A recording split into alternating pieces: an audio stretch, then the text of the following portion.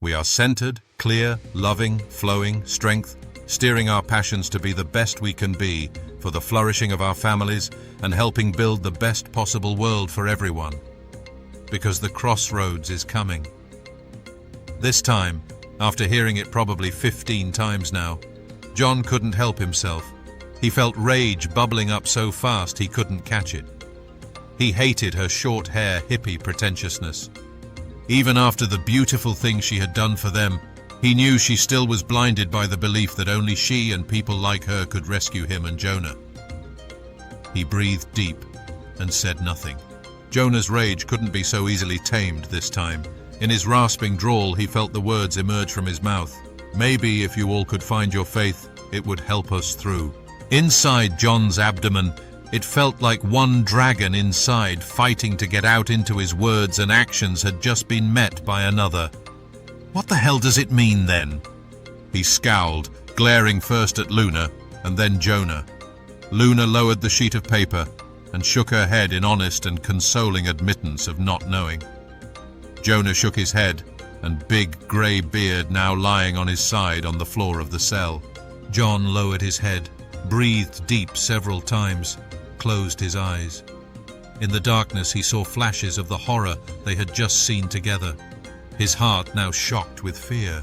He kept repeating, "What the hell does it mean?" He opened his eyes. Luna was still holding the paper, standing directly in front of him, where he sat on the only bench in the middle of the cell. Alaric told us the first trial was about teaching us to be centered. With what we faced, it's clear he was trying to show us fear and greed, and how those lead to anger and hatred and jealousy, and all manner of other negative emotions from the dark side of the Force. Are we all agreed on that? Luna and Jonah nodded. Then though, we have been locked in here, and with no clues, except that we have to discover clarity ourselves. The next words jumped out of his mouth before he could stop them.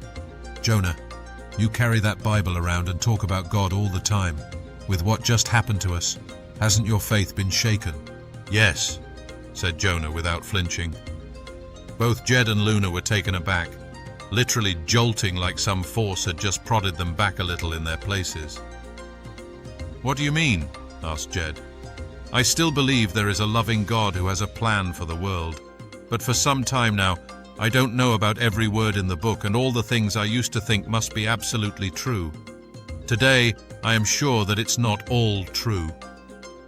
Jed couldn't quite reconcile what Jonah just said with the picture he had painted of Jonah in such bold colors in his mind.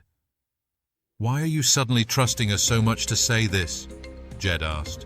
Jonah paused, his eyes darting upwards, then fixing on the paper in Luna's hand. Slowly he said, Alaric once told me that clarity is not just about seeing, it's about speaking. I think today for me that's about speaking truth, not just about what I am certain of, but what I am not certain of.